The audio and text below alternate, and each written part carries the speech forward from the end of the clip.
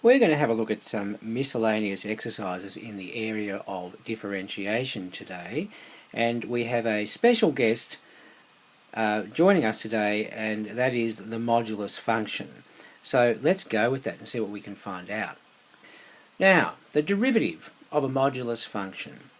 Guys, to take the derivative of a modulus function, firstly you must express it as a hybrid or piecewise function, as they say in the US, and then you find the derivative of each part individually, because after all a modulus function is really just a hybrid function. Okay, that takes all the pain and all the mystique and all the angst away from the modulus function if you can just do that. So let's do it, and I'll show you, and hopefully it'll really help you. Now, example 1, we have to find the derivative of f of x equals modulus of x minus 2 subtract 3, where x goes from minus 3 to plus 4 inclusive. We have to sketch the graph of the function as well as its derivative. We have to state the range of the function and the domain of the derivative. So there's quite a bit there for us to do. Let's start with the derivative of this. But before we can do that, we have to express the thing as a hybrid function. That's the first cab off the rank. So let's look at just this bit, the modulus of x minus 2, this part here of f of x, and we'll hybridize that, okay?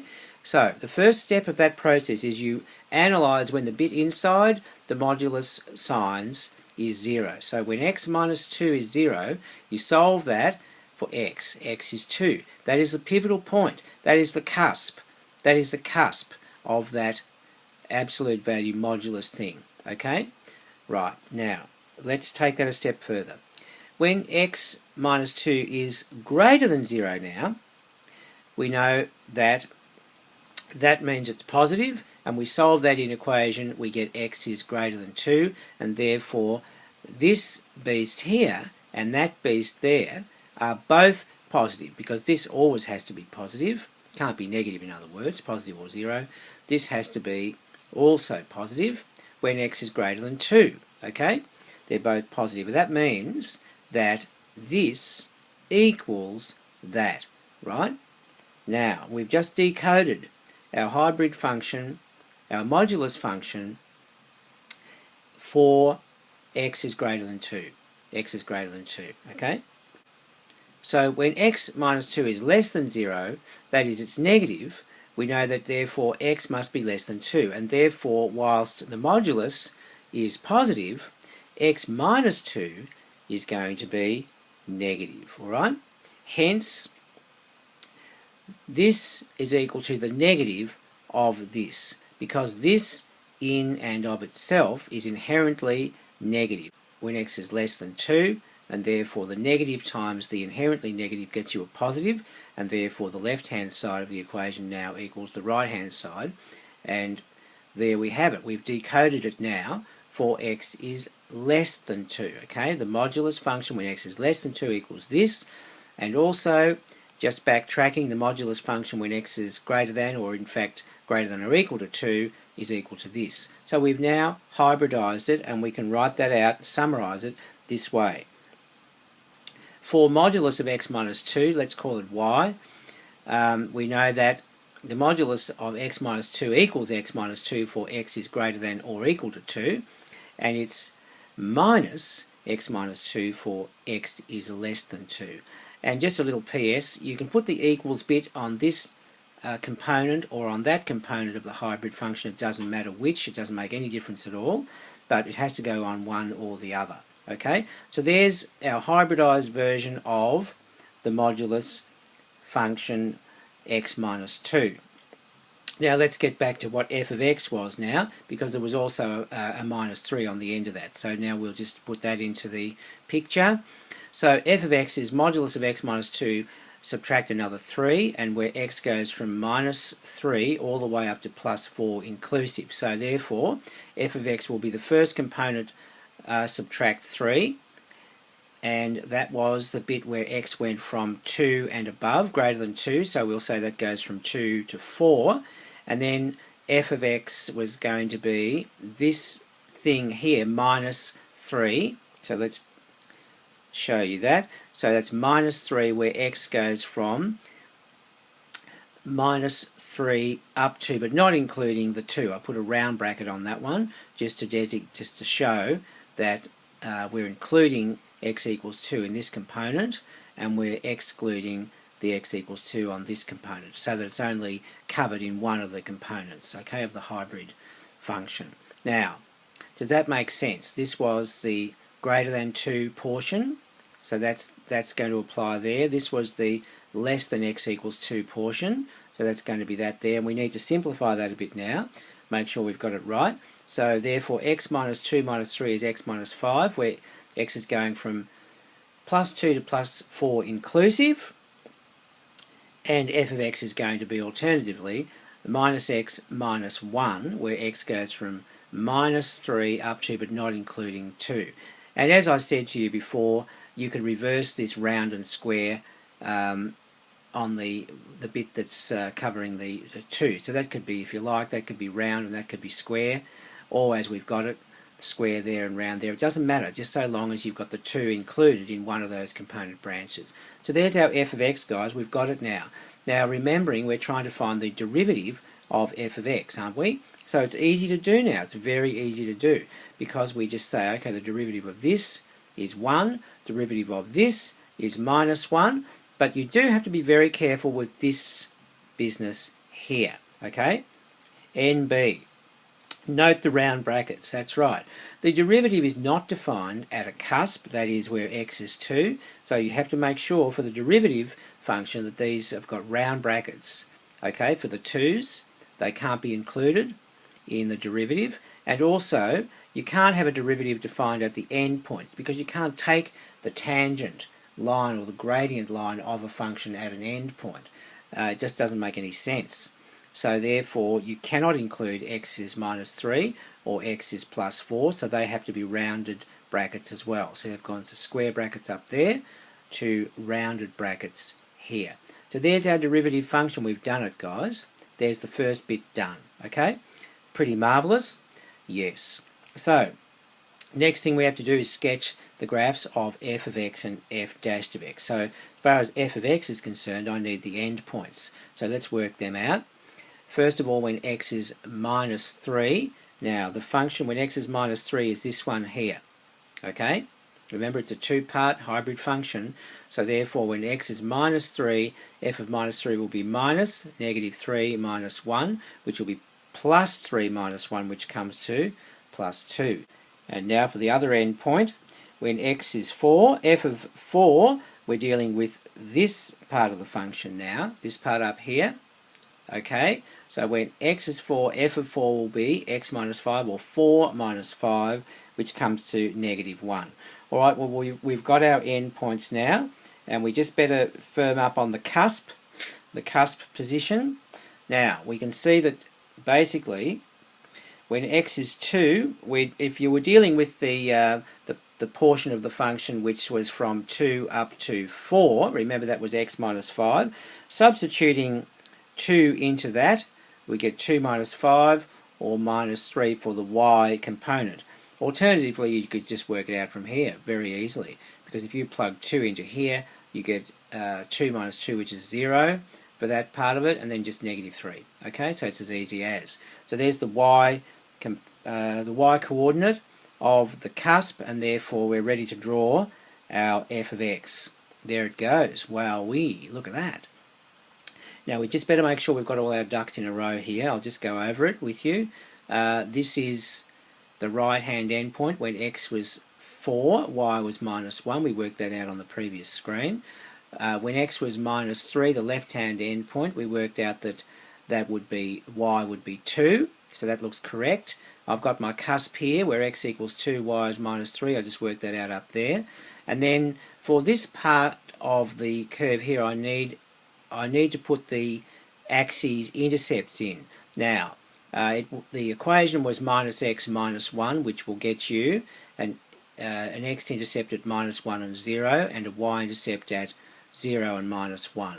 So I think that's got it all done, guys. Now, here's our derivative curve, and remember that we found that for this part of the curve here, the gradient was minus 1, hence this bit here, okay, and for this part of the curve here, the gradient was +1, hence this bit here, and it's constant at -1 for this portion of the curve, and it's constant at +1 for this portion of the curve here, but it is not defined at the end points here or here, and it is certainly not defined at the cusp. So I've got open dots everywhere there. Now, these coordinate points, are they correct? -3 is the x coordinate of the left-hand endpoint, and the gradient is -1. This is where x is 2, the gradient's -1, open dots, everything good. This is where x is 2 again, y is +1, gradient is +1, and this is x is 4 and gradient is +1. Everything looks good. Now the last thing we had to do was state the range of f of x and the domain of f dashed of x. So let's do that now. The range, now if we have a look at this, see the range, the lowest point in terms of y is -3 at the cusp, and the highest point in the terms of y is where y is 2 at the left-hand endpoint. So the range is -3 to +2 inclusive, and the domain of the derivative is, as we've already discovered, it goes from -3 to 2 non-inclusive for both, or it can go from 2 to 4, okay, non-inclusive for both, okay. That is the domain of the derivative function. All right, Mr. Box, thank you very much. Okay, all right, that's that one done. Let's have a look at another one. We're on a roll here, so let's get going. Find the derivative of f of x equals that thing there. My goodness, where x can be any real number, and we then have to solve for x such that f of x equals 0. All right, well now this would be a beastly question if you'd never seen anything like this before. So after you sort of think about it and sort of mull it over in your mind, you realise basically again you just have to express this f of x as a hybrid function, and everything will just fall into place, okay? Then we'll be able to find its derivative, just as we have done in the previous example, okay? So, taking the first component there, the modulus of 2 minus x is actually the same as the modulus of x minus 2, because 2 minus x can be written as minus in bracket x minus 2, which can be further written as the modulus of minus 1 times the modulus of x minus 2, and the modulus of x of minus 1 is basically just 1. So it just simplifies to the modulus of x minus 2. Now, let's put that as a hybrid function in the way that I've just showed you in the previous example. So the modulus of x minus 2, when x minus 2 is 0, x is plus 2. So going above there, when x is greater than 2, we know that x minus 2 will be greater than 0 when x is greater than 2, and therefore the modulus and x minus 2 without the modulus are both positive, so therefore they're equal to each other. So therefore that's the decoded version of the function, or at least of the modulus of x minus 2 when x is greater than 2, or in fact when x is greater than or equal to 2. Okay. Now the other side of the coin, when x minus 2 is less than 0, x will be less than 2, and the modulus will be equal to the negative of x minus 2 without the modulus. Now the reason for that, guys, is that that thing is positive, and this thing in the brackets here inherently is negative, okay? It is negative, and therefore minus the negative gets us the positive, so that we can equate both sides. The left-hand side equals the right-hand side. Do you see what I mean? Do you understand that? Okay, well, putting it into a hybridized form, the modulus of x minus 2 is equal to x minus 2 where x is greater than or equal to 2. And alternatively, it's equal to minus x plus 2 when x is less than 2. You could put that little equals bit down here if you wanted to. It can go on either or. Just has to go on one of the components of the hybridized version. Alright, so that's the decoded version of the modulus of x minus 2.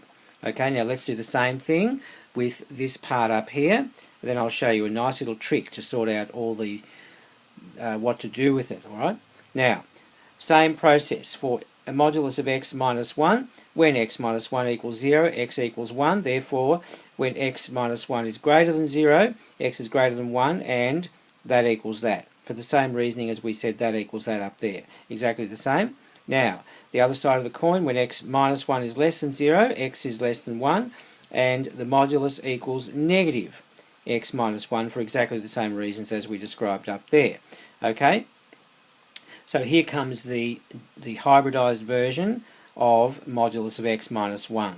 There it is, modulus of x minus 1 equals x minus 1 where x is greater than or equal to 1, or minus x plus 1 where x is less than 1. Alright, now, our ducks are in a row now. We're ready for the big knockout punch. Now, to summarise this hybrid function, guys, we know that the modulus of x minus 1 is equal to, now have a look at my number line here. I've got 1 and 2 featured, as well as to the left of 1 and to the right of 2. Now, for the modulus of x minus 1, we found that when x is greater than 1, it's just equal to x minus 1. So I'm putting that there. It's equal to x minus 1 here, and indeed in there, and right along there up to positive infinity, right? But to the left of x equals 1, it's minus x plus 1. Okay?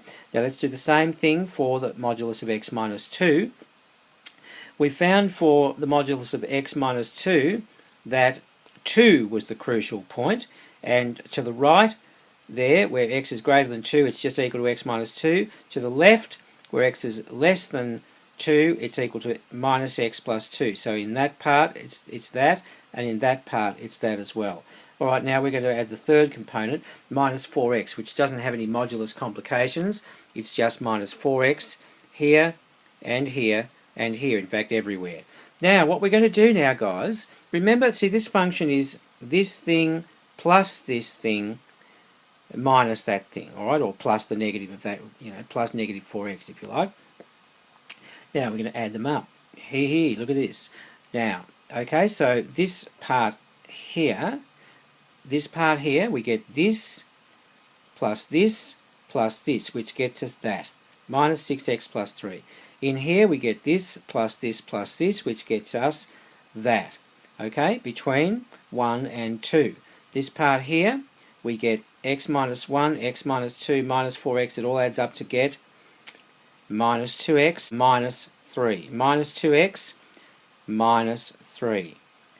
Minus 2x minus 3. Okay? Now, we're sitting pretty now, guys. We're sitting pretty. We're finding the derivative of this thing. So therefore, basically, the derivative is going to be the derivative of each of these components in turn. So therefore, the derivative of this is minus 6, the derivative of this is minus 4, the derivative of this is minus 2, and there we have it. It's all solved. It's all basically harmless now, and we can summarise what we've found in the following way. Therefore, the derivative function is minus 6. Now, being careful not to include the cusps. That's the big booby trap. From minus infinity to plus 1, not including the plus 1. Minus 4 from the first cusp to the second cusp, but not including either.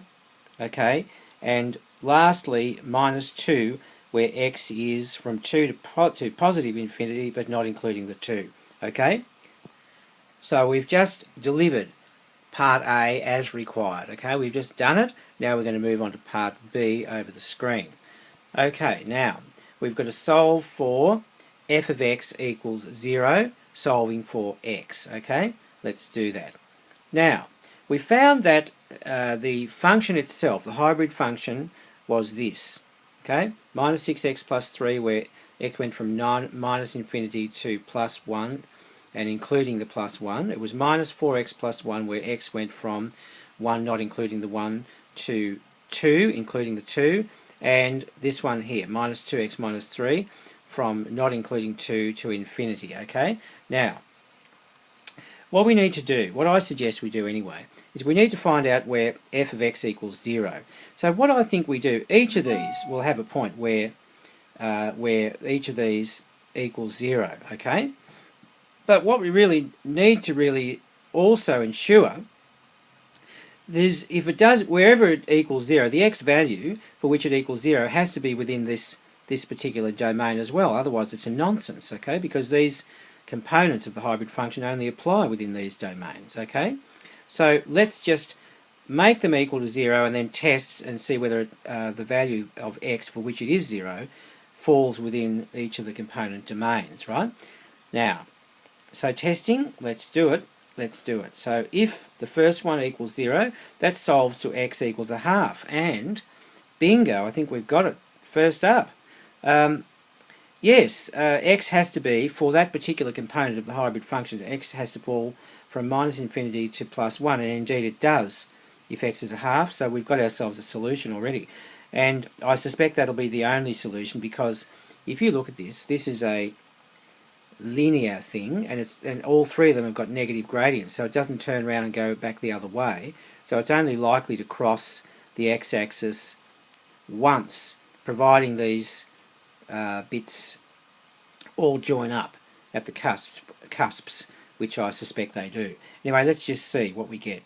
Second one, if that equals 0, then x would be 1/4, and that's no good because x has got to be from 1 to 2, which is no good. That's not a solution, as I thought. And thirdly, if this one equals 0, x would be -1.5, which is also no good for that one, for that domain. So therefore, that's not a solution. Therefore, x is 1/2 is our solution, guys. X is 1/2 is our solution. Thank you, Mr. Box. Okay? Now, that's the end of that example. We've done it, and we did it by converting those modulus things into hybrid functions, and then everything just falls into place and becomes easy.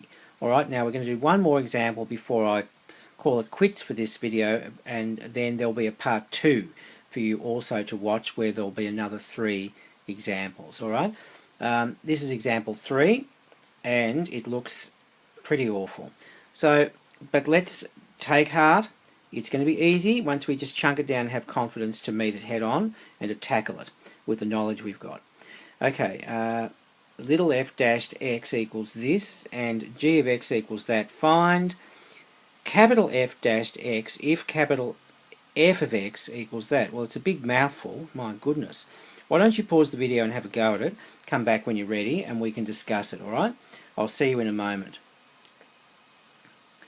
Alright, you're back. Now, I always go to what they ask you to find. Okay, find capital F dashed of x. That's what I'm looking for. Capital F dashed of x. And here they're telling us what capital F of x is. Well, why don't we just start with that and write that like that? Now, we've got to get the derivative of this thing. And that's basically just a chain rule-y thing, you see. Now, if you're familiar with your chain rule, you'll know that the derivative of this is going to be the derivative of this function here, not with x in it though, but with g of x in it, right, firstly, and then multiply that result by the derivative of g of x. That's the chain rule effect, okay? So that's what it's going to be, okay? The derivative of this function here, but with g of x inserted in there instead of x, and then multiply the end result by g dashed of x, okay? Now, that should all fall into place, hopefully. Yes, that's chain rule. Now, it looks like f dashed of x is here. So with g of x inserted, that'll be 3 times g of x plus 5. And then the derivative of g of x, as we can see here, is just 2x. That's fine. Now, the last thing we need to do here is basically just to substitute for g of x, which is x squared minus 1 inside this square root sign here. And we'll get that, and once we simplify that a little bit, it'll be 3x squared minus 3 plus 5, which would be 3x squared plus 2, and put the 2x out the front, and Bob's your uncle. That's great, isn't it? Now, it's just possible that you really didn't get that, because it's abstract and the symbols, and it's harder to cope with than just dealing with things that actually have real functions that you can deal with. So let me show you the alternative, more structured, more scaffolded way of doing it, which is what I always teach my students first before they get confident with chain rule. So alternatively, what I'm saying here is I'm going to say let y, I like Mr. Y, he saves me a lot of grief, y equals capital F of x, which is equal to this thing here, which we're told up there, yeah?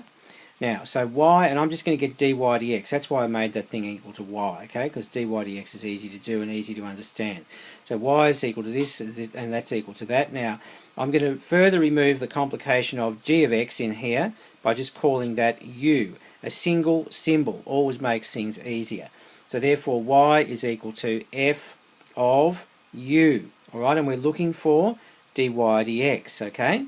So therefore, by the chain rule, dy dx will equal to dy du times du dx, okay? Right? That's good. And we know that dy du has to be this, right? Of course it does.